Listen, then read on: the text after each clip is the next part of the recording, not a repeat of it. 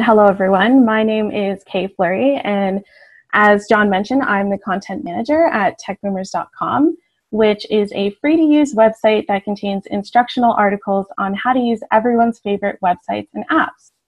And to start out, I'd just like to thank the APCUG for letting TechBoomers come back and host another webinar on this subject that's very important to us, which is digital literacy. And our goals at TechBoomers have always been very closely aligned with what the APCUG does, and it's always nice to be able to share more about how we're trying to help improve digital literacy. My focus today will be mainly on a blend of what digital literacy is, and more specifically, why digital literacy training is so important, and what TechBoomers does to try to help spread digital literacy across the world in a way that the average person can make use of.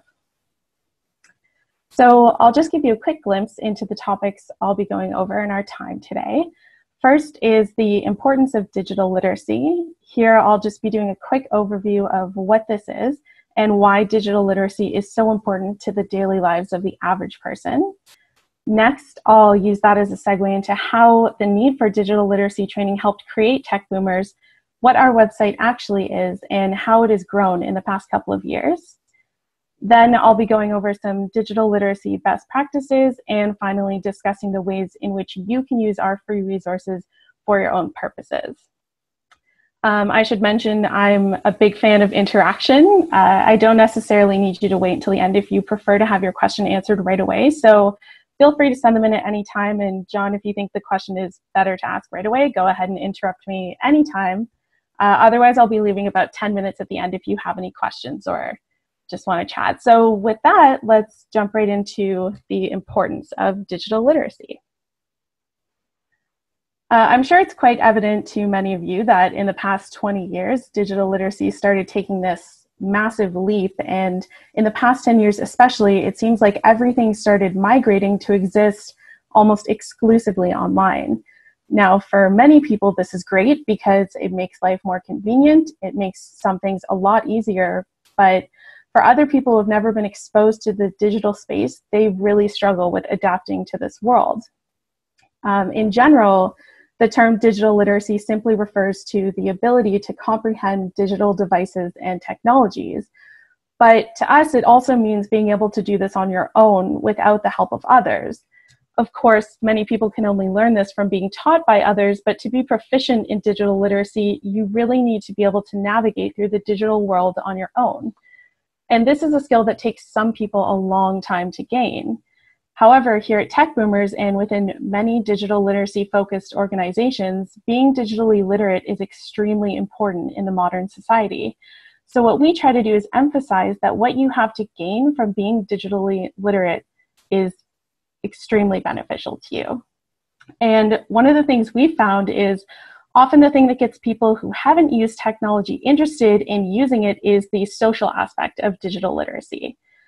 Thanks to digital technology, keeping in touch with friends and family has never been easier. Before we had internet-based phone and video calls, calling someone long distance could be very expensive, and it wasn't something you did all the time. But now, thanks to tools like Skype or FaceTime, you can literally do this every day as much as you want, and it's essentially free. Other than paying for your access to the internet, of course. And you also get this new access to instantaneous updates of information, both for the people you know through various channels of social media, but also for things like the news. Before, one news station would find a story and show it during the 6 o'clock news, but now it's like timing is everything in the news, and it's all about whoever can publish the story online first. And of course, one of the things that is great about social-based websites and apps is that you can meet new people who have similar interests as you, and you can even talk to them before you have to meet them in person. We've certainly noticed that all of these social improvements are ways that encourage people to get themselves online. We see a lot of people who previously avoided technology looking at their friends making such great use of these tools, and they think, hey, I want that too. Another way we see people getting interested in technology is through online learning. And in this case, we don't mean learning how to use the internet, but actually learning traditional subjects and taking courses entirely online. Now you can take a university level course on a website like Coursera.org while you're sitting at home in your PJs, and you're just as qualified as anyone else who attended those institutions in person. And you can also search for answers to any question immediately. I don't know about you, but I remember days when you'd be sitting around with your friends and someone would say something that you were sure was wrong, and you'd say, no, you're mistaken. The biggest planet is Jupiter. And you could talk about that for an hour trying to sort out who was right. And now someone just says, let's Google it, and you have the answer in 5 seconds. And with that easy on-the-go access to the internet, what you really have is access to so much of the information that exists in the world. You can stay up to date on any topic daily. You can learn about passions you didn't even know you had, and all you have to do is go searching through the internet. And it really has opened the door for a more well-informed generation, if, of course, all the information online was completely accurate, which we know it isn't. But over time, you gain more knowledge on how to use the internet to learn properly. And we know of many people who have gained skills they never thought they would have thanks to online learning. We share stories all the time of people who move into retirement homes and then start learning how to do computer coding online from their bedrooms. And it's really incredible the skills that you can gain now thanks to online learning institutions and websites. Now, in addition to gaining seemingly infinite knowledge and having a booming social life, one of my favorite things to promote as a benefit of learning digital literacy is that you can save so much money. There are so many websites and apps that have taken off solely based on the fact that their model helps people save significant amounts of money when compared to the traditional way things have been done in the past. And one of the best examples of this is the ride-sharing app Uber. The idea of a ride-sharing app where you can call a taxi to your exact location, track it on GPS, and see how much it's going to cost you for your ride before you get in the car is such a significant improvement on the traditional taxi model. And in addition to that, it saves people so much money because of the way the company pays its drivers. Another great example is Airbnb, which allows regular people to rent out their homes for predetermined periods of time. And that has also helped people save so much money. And a lot of people use Airbnb exclusively and have just said they're not going to use hotels anymore, because being able to stay in a person's home is often so much more comfortable than staying in a hotel, but people charge less to stay in their homes than hotels do. And along with Airbnb, booking travel in general is just great to do online because you can use those travel-focused search engine websites that just compare the rates on all of the travel websites for you, so you always know you're paying the least amount of money for the same vacation. There are also tons of websites that exist solely to get you coupons on your favorite brands and offer discounts on services you buy, either online or in person. Groupon is a great example where you just get discounts on things that go on in your town, like personal training or massages and spa days, even big local events, and it's entirely free to use. It's just free discounts. So with all of these improvements, things you do on a daily basis just become simpler when you have the digital literacy skills you need to make them happen. You can shop from your home and have things delivered to you overnight. You can save all of your digital information on the cloud so you never lose it. You can even improve security in your home with safety and monitoring apps. There are apps you can use that work with electronic locks, so you could lock your door, your front door at your house, even if you were halfway across the world on a trip. Another favorite of mine since I got my license at 16 was Google Maps. It just makes navigating so much easier, and because of its connection to other Google services, it has detailed listings about businesses, so when you're on the road, you can search for a restaurant and just add it to your route. And you can even check out the reviews of a gas station that you're driving by before you drive up to it. There's also websites like Yelp or TripAdvisor where you can read detailed reviews from people who actually went to restaurants or businesses and see what something is like before you even have to go there. Now, all in all, these things genuinely improve quality of life, and they can for people of all ages. But of course, That's only the case if you know what these websites and apps are and you can figure out how to use them. And that's where TechBoomers comes in. So everything moved online, some things exclusively, and it happened very fast. I know for many of you here at the APCUG, you love technology, you recognize how great it is, but that's certainly not the case for everyone. The online migration seemed to happen so quickly, and this was all before digital literacy training was even a thing. So how do people who were never taught to use a computer deal with this? Our founder, Steve Black, realized that there was a problem with this, mainly just through his own experience. And I'm sure many of you can relate to this. I know I can. Steve was always being asked by his family to do anything computer and technology related. You know, how do I get Netflix, or how do I get on Facebook? And then you set it up for them, and of course, a week later, they call you back and it's like, how do I use Facebook? And it's this never-ending cycle of technology training within your family. And I know I have the same thing. My grandparents used to live across the street from us, and we had this standing once-a-week session where I would go over to my grandfather and show him how to use something like Microsoft Word or how to set up his email, stuff like that. So there was a clear need for this, especially for people who grew up in the generation where they simply didn't have access to the kind of personal technology we have today. It also seemed like the content already available online just simply wasn't reliable. Most of the content was user-generated, so one person would just explain, this is how you change your Amazon settings. And then it's not kept up to date, so the second Amazon changes their settings menu, which happens all the time, the instructions are no longer relevant. The content also wasn't presented within a structured learning environment. An average person can't search about how to use the advanced features on Facebook because they don't even know what they are. There needed to be something that helped a person at any level of knowledge learn about these tools and what their possibilities are.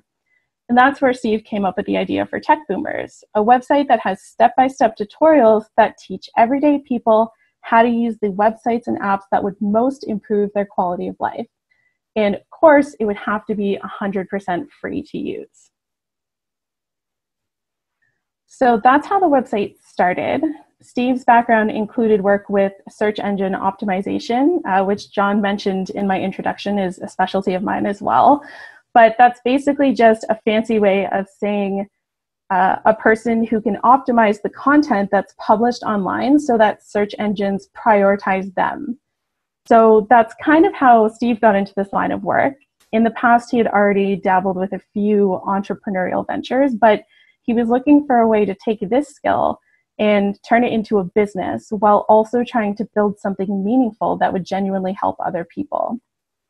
TechBoomers started as a website that was entirely free to use and contained courses about everyone's favorite websites and apps.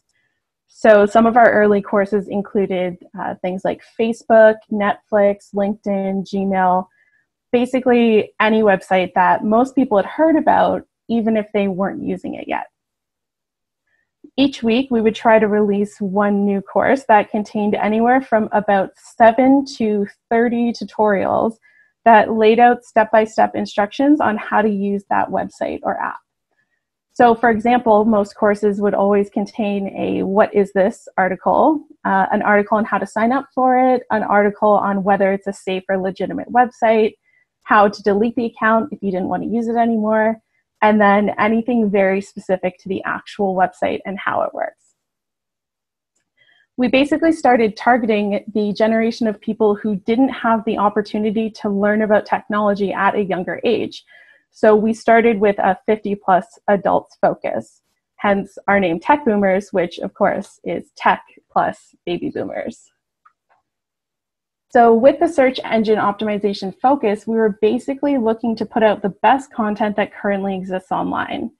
I started at TechBoomer as a writer for these tutorials, and basically the entire first day I worked on a new course, all I was doing was reading everything else that was online about that topic, so I knew how to write the best set of articles. And the search engine optimization also helps us determine what people are searching for, so we can make courses each week that we knew people were desperate to learn about and would be interested in. At the start, we would also get a lot of feedback in our comments about people asking for courses on websites we hadn't done yet. So we would just try to get them out there as quickly as possible while still making sure what we put out was the best quality tutorial you could find. And back then, it would take us about a full week to write a new course so that we could make sure we included everything we thought someone would need to know if they wanted to start using that website or app. We had some great early growth on our site, which we believe can mostly be attributed to the quality of the content we put out. The site was very easy to use, and a lot of people were recommending it to their friends and family. And I know as soon as I started working there, when I got those weekly calls from my parents where they would say, how do I set up my FaceTime or something like that? I would just tell them, go to TechBoomers. I wrote a course about that. And it really seemed to be working for the people who were using our site.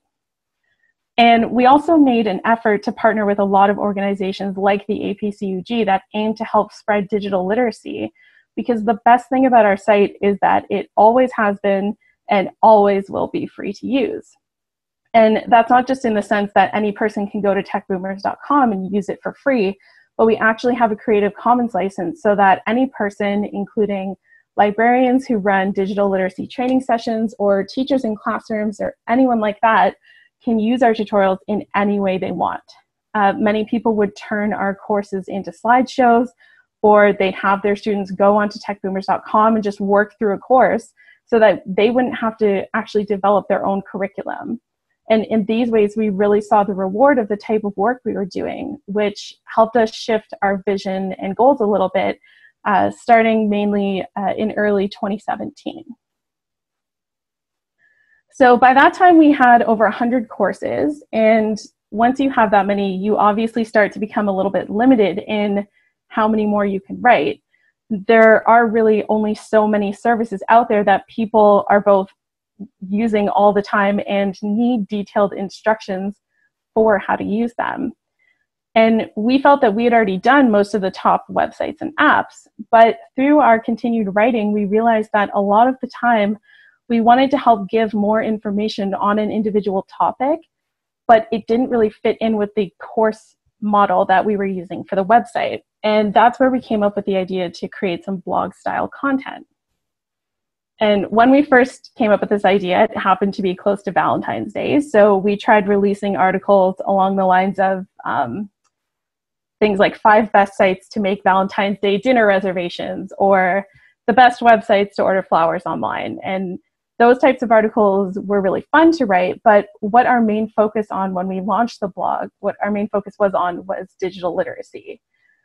And Steve and I had started having a lot of conversations about how essentially what TechBoomers does is teach digital literacy for free. But through our research, it was pretty clear that not that many resources actually existed online that talk about what digital literacy is, or directs people who are looking to learn about technology to where they can find these resources. We obviously love our own website, but it's not the only place on the internet you can go to learn about these kinds of things. And there are also some topics that we generally stayed away from on TechBoomers, like how to physically use a computer. And people who are new to computers need to learn things like how a mouse works, or keyboard shortcuts, or how to use Microsoft Word or Excel.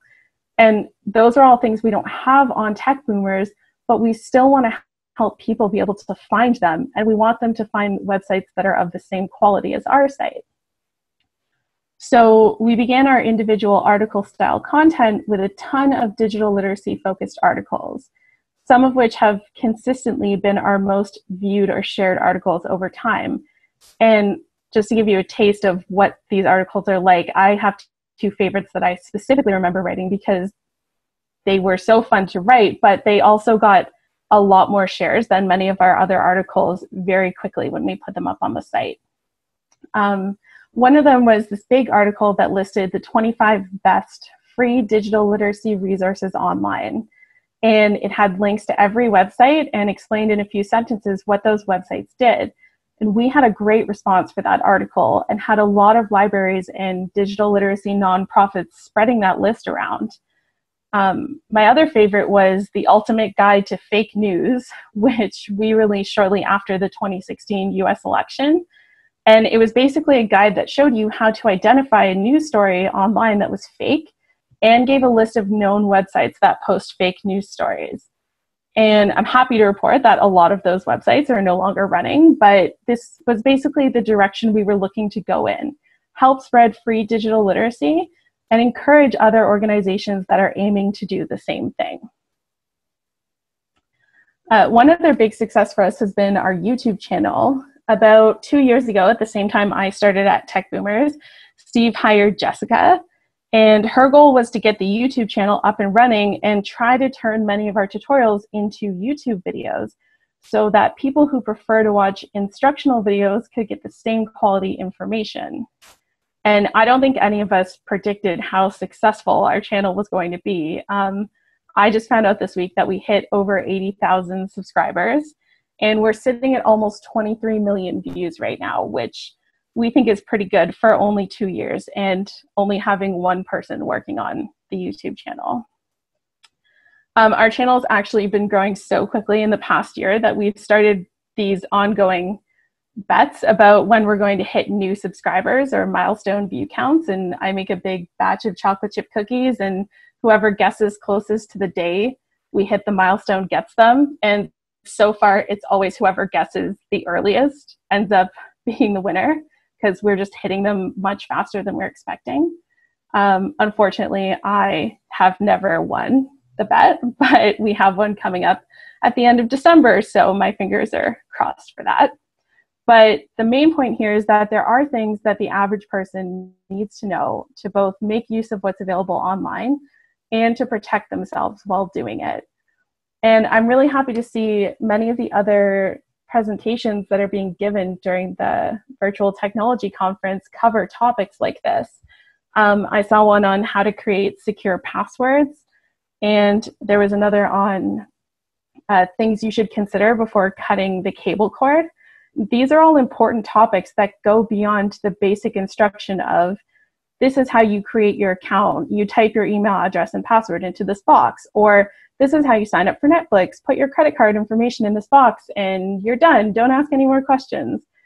And we think that that type of additional information is essential. And really, it's a mandatory component of teaching someone how to use these tools online that at first seem like magic, but they open a world of dangerous possibilities. And that's where our digital literacy best practices come in.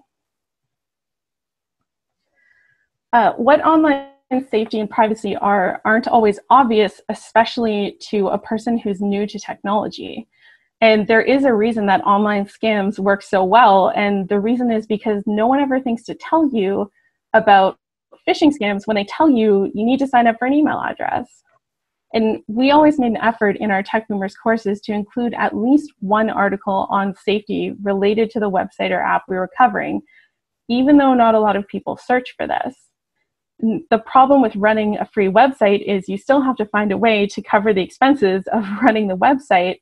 And if we write articles that nobody is searching for, chances are not a lot of people are going to find them or end up on our site because of them. But we believe that this component of digital literacy is so important, we needed to include them. And we hoped that when people landed on our course page, they would see the article about safety and think, oh, I should definitely give that a read.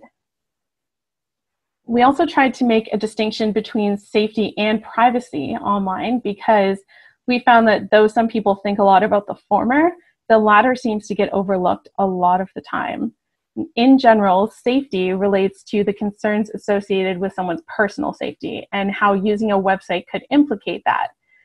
So dating apps or apps like Uber or Meetup put you into contact with real people that you have to meet in person, and that poses a danger to your safety. I'm sure most people here have heard a few of those Craigslist horror stories, and unfortunately, real people suffer because either no one warned them about using the dangers of a website like that, or they didn't take the precautions necessary to prevent themselves from coming to harm while using that service. And privacy, on the other hand, is related to your personal information. So entering your address, social security number, phone number, credit card, showing your face in a video, or tracking your location with a GPS, all of these expose intimate details about who you are and can cause serious problems like identity theft, which is one of the biggest online crimes, and it's the one that average people are the most vulnerable to.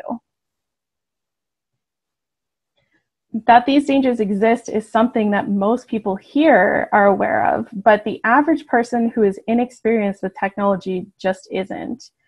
And the worst part is that the way most people learn about this is through experience. And this is not the kind of thing where learning from your mistakes makes you better off. It's definitely the kind of thing where if you knew about these threats before you were exposed, you 100% could have prevented them from happening. And the first and most important thing to understand is that digital literacy skills will protect you from these dangers. The first step is understanding the dangers of the internet. Once you know what they are, you have the basic skills to avoid situations that could compromise you. You should always research what the possible scams, dangers, and problems are that people have experienced using a website or app before you go on it or download it. And I can tell you there is no website or app in existence that doesn't have the potential to compromise your safety or privacy. It doesn't matter what it is. So the more you understand about what you're agreeing to when you start using a website, the better off you're going to be down the road. Secondly, you need to use the proper protection tools. These include things like antivirus software for your computer, spam filters for your email, or password managers that keep all of your passwords encrypted. Most people know, for example, that a best practice for passwords is not to use ABC123 as your password, but that's really a best practice for passwords from 20 years ago. There are far more intricacies necessary to actually protecting your accounts now, and understanding digital literacy helps you create those stellar passwords that no one will be able to guess, or that would take a malicious program years to hack through. Third, it's best to think about what you are putting out there and know that the consequences of what you do online are very real. I always tell people to think about it in this way. Everything you write online is written in permanent marker, and clicking the send button is not something to be taken lightly. The things you said or did years ago can affect your future. So a great example of this is Facebook was something that came out when I was in high school. So of course it was immensely popular with people my age, and everyone was using it. And remember, we're talking 10 plus years ago when social media was really a new thing, and we are talking about 15 and 16-year-olds, but people would post pictures of themselves doing illegal things or make status updates that were just immensely inappropriate. And then 5 years down the line, when they're trying to get a job, they aren't considered as a serious candidate. And more than ever, people are taking screenshots of the things you say or saving and sharing the things you post, so you need to think things through before you post them. And this is something that we think is incredibly important to share with anyone that's learning digital literacy. And if it might compromise your safety, you probably shouldn't do it. And as I always like to say, if you wouldn't show that post to your mom or to your boss, in the least you should be thinking twice before you put it out there, and really, you probably shouldn't be posting it at all. And finally, you need to stay up to date on this. The internet changes more rapidly than possibly any other thing. New dangers are coming up every single day. Millions of scam emails are sent out daily, so you have to take an active approach to your learning. As long as the internet continues to develop, digital literacy is a lifelong endeavor. And that's why we put so much effort into making our content available for anyone, especially those who train other people on digital literacy or how to use technology. And we try to keep it as up-to-date as possible to make sure any new user still knows the most important things surrounding the service that they're trying to sign up for. Earlier this year, at the end of February, we relaunched our website with a lot of the feedback we'd received in the past couple of years from users to try to make it even easier to use and to help people find content they were interested in much more easily when they were already on the website. We also invested a lot of time this year in updating some of our old articles to all match each other in style and to make sure we had added any new relevant information that had come up since they were originally published. Lucky for me, our very talented video creator, Jessica, made a concise video on how to use the TechBoomers website once we relaunched it. So instead of walking you through the site myself, which I'm sure I couldn't do nearly as gracefully as she does, I'm going to play you the short site tour she made, which will also give you a taste of what our YouTube instructional videos are like. So I'll just get that going right now, and after that, we'll finish up the presentation with the different ways you can use TechBoomers. And if anyone can't hear the sound with the video, please just send out a comment, and John, you can let me know.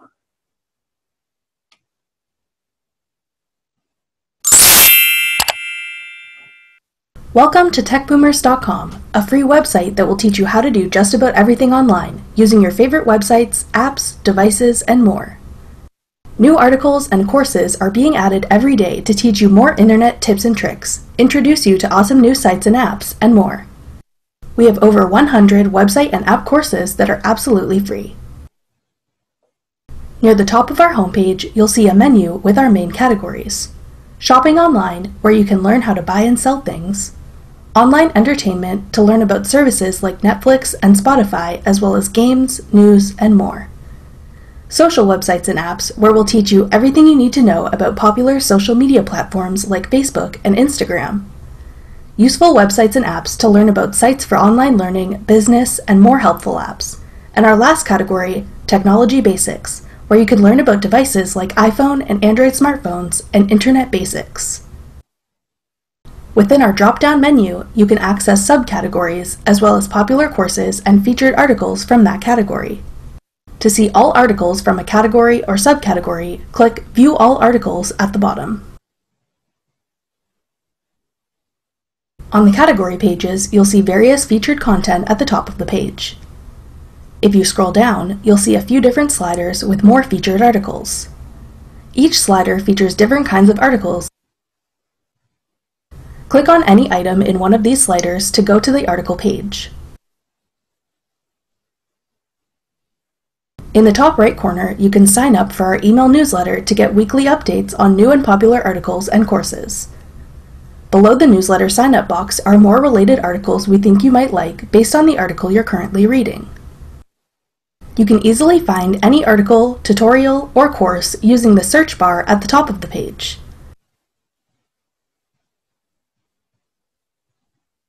To access our full list of courses, click the Access 100 Plus Free Courses button in the top left corner. Click on a category to see courses in that category. Search for a specific course using the search bar. Click on the name of a course to open it. From there, you can click on the name of any tutorial to learn about that subject. If you really enjoy one of our courses or articles, you can use the social icons on the left side of the page to share it with your friends on your own social media profiles.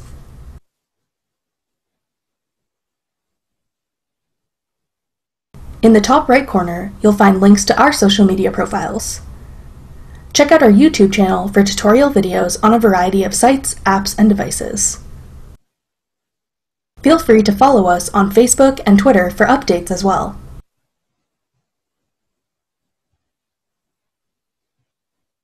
Our site is also optimized for mobile devices and tablets, so you can read and learn whether you're at home or on the go. For our library and tech training partners, you can use our free courses in programs at your establishments.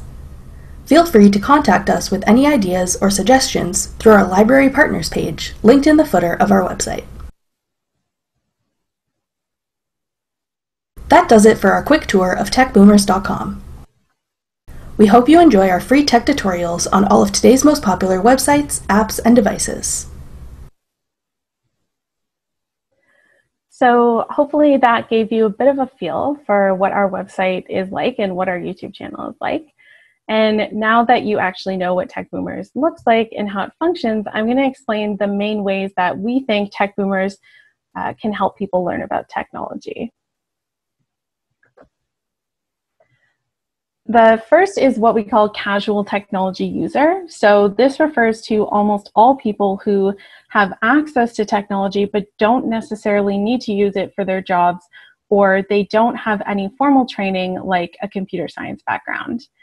Every person who is exposed to technology starts out this way, and TechBoomers is both a great starting place as well as a good continued authority on any website or app that the casual user wants to learn more about.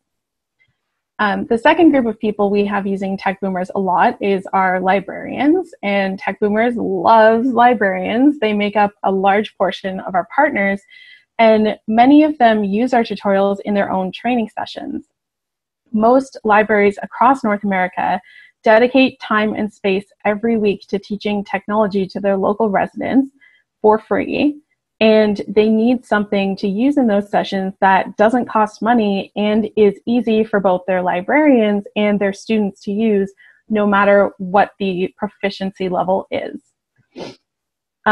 Technology trainers face a similar issue, and the main difference between them and librarians is that tech trainers are running training sessions without the base resources of a library. So they too need something to build their curriculum around, and there's really nothing better than a free resource to help you achieve that on a budget. And the final way is to share it with people you know. So if you know other librarians or tech trainers, let them know about how TechBoomers is free to use in their sessions. Or if you have the struggle that Steve and I have, where you have the basic technology knowledge, so everyone you know and their mother, and literally probably also their mothers, are asking you to do things for them, you can share TechBoomers to take some of the work out of teaching them yourself. So if TechBoomers sounds like it would be useful to you, we of course ask for your help in spreading the word about what we have to offer. And there are 5 easy ways to do this, all of which help you and your organizations as well. The first is to add a link to our homepage from your own websites or blogs. So as Jessica mentioned in the video and in the image on the slide here, you can see the library partners and tech trainers buttons we have on the footer of all of our website pages. There are instructions there for anyone in those groups on how to do this, but if you add a link to our homepage on your site, it will give everyone you train or work with an easy way to find our website. The second way is to provide links to specific articles or courses we have from your site. So if your students or the people you're training are interested in learning about Facebook, you could share the link to our Facebook course on your site. Or when something big in tech happens, like the new GDPR regulations that came into effect this spring, you can link to our article about that. And for some of you, it will prevent you from having to explain that information yourself, but you can also just provide it for anyone that's interested in learning more about that specific topic. The third way is to repost or actually reuse our content on your own website or in your newsletters. You can actually republish our content on your own website, so it's built right into it. That level of intricacy would require a bit more work, but for that you'd want to contact me directly so we could arrange how that could work for you and what content you might want access to or how much of it you might want.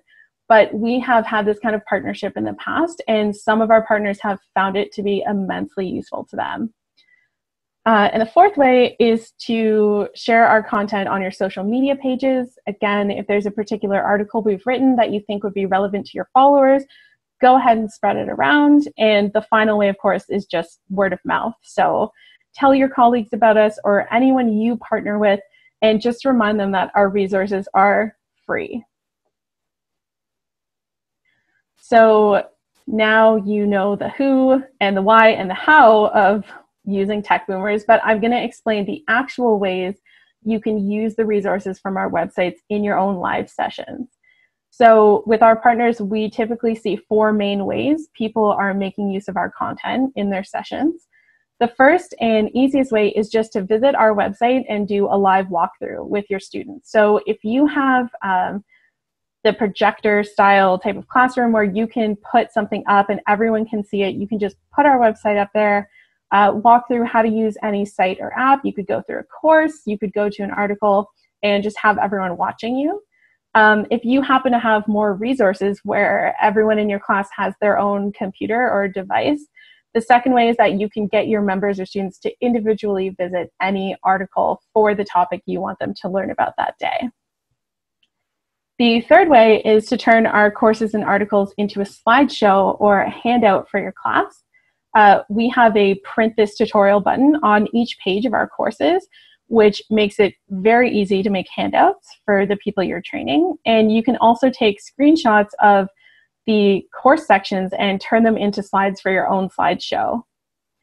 And the final way, of course, is to use our YouTube channel and show our video tutorials. Sometimes some people prefer learning through video, and showing videos is also such an easy way to teach someone how to do something, because it involves so little work for you and less work for our trainers.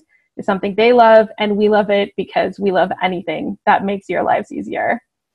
Many of our videos also coincide with actual articles on our website, so you could always approach your lessons by showing a video and then allowing more time to follow along with the companion articles. And there you have it. So I hope you learned a lot both about the importance of digital literacy and how TechBoomers is aiming to help spread those skills to the everyday technology user. Of course, you can always visit our website at techboomers.com or our YouTube channel at youtube.com/techboomers. My email listed on the slide there is kaylay@techboomers.com. And I encourage you to shoot me an email anytime if you want to learn more, you want to use our content, you want to partner with us, or you genuinely just want to talk about digital literacy or anything else.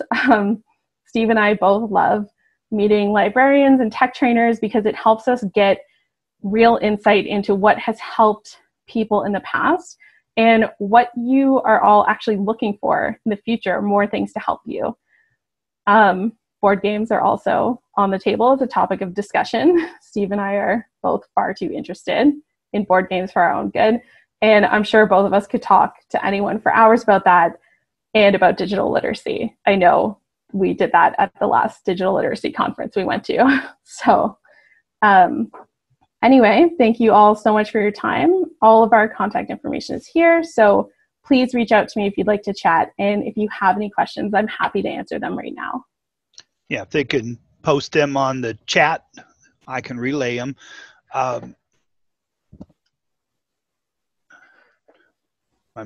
Zoom told me that my mic wasn't noticeable, but one question that I've got, for those who are interested in using things for their clubs or for classwork, what's the usual time frame for doing one of your lessons? That would really depend on which course you chose. Some of our courses where the website or app is a bit less complex only has like 8 tutorials. So I would guess it probably takes about 10 to 15 minutes per tutorial.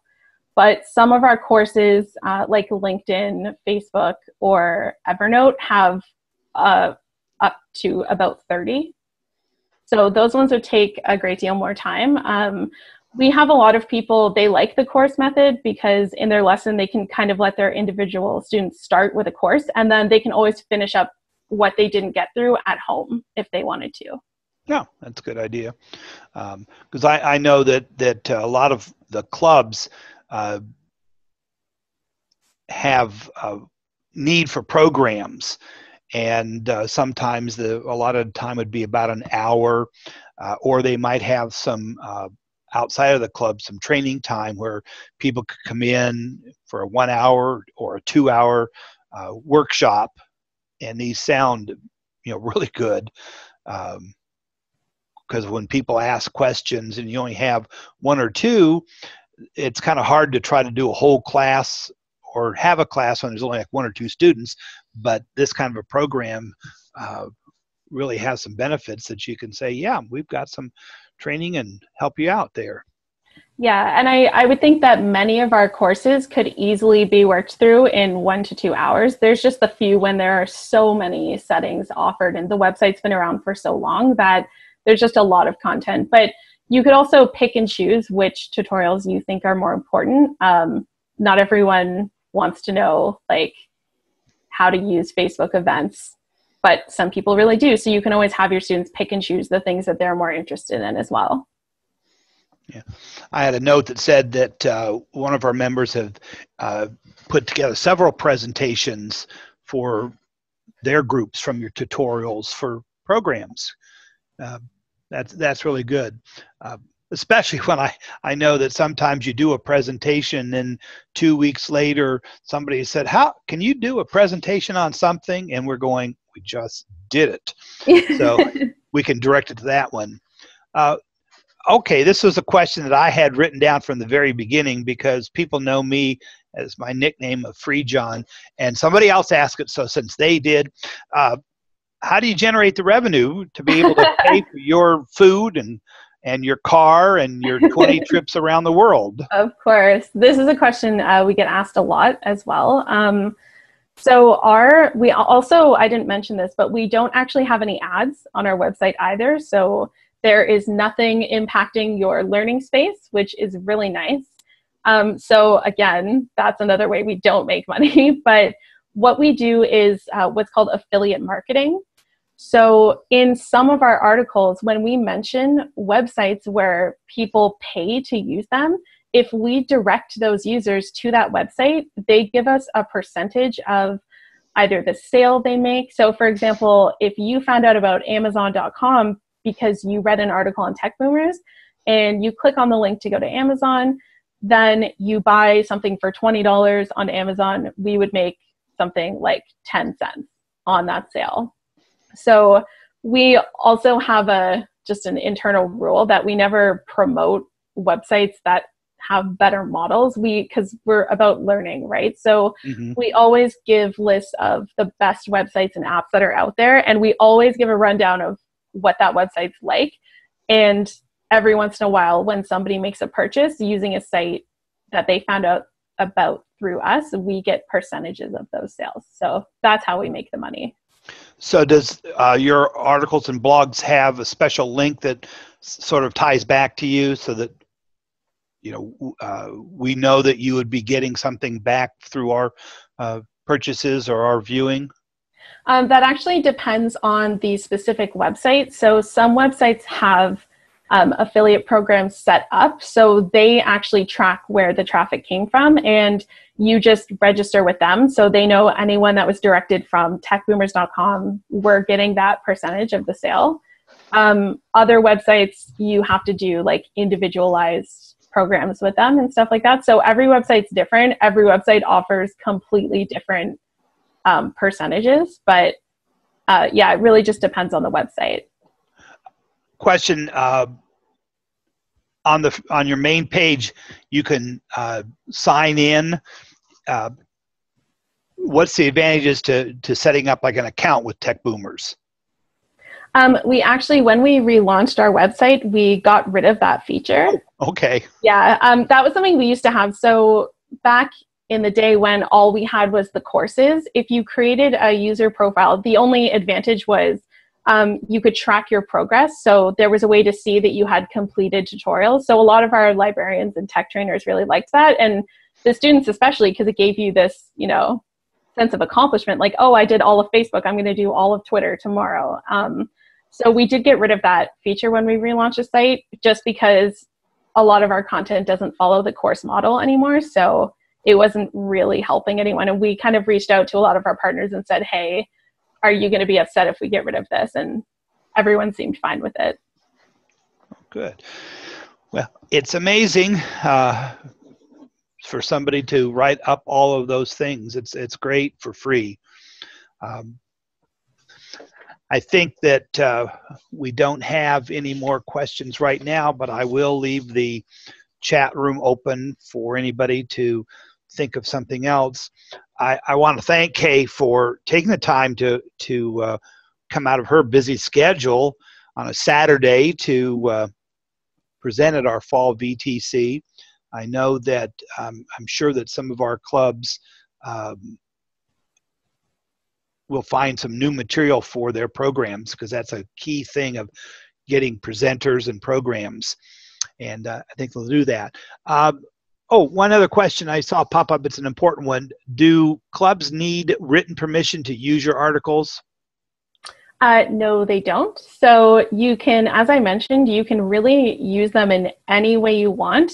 What we ask for is that you just add a link to our homepage to your website. So both so that it makes it easy for the people you're training to access the resource if they want to, but just to also say, hey, this is where we got this. Check out TechBoomers. It's awesome and it's free.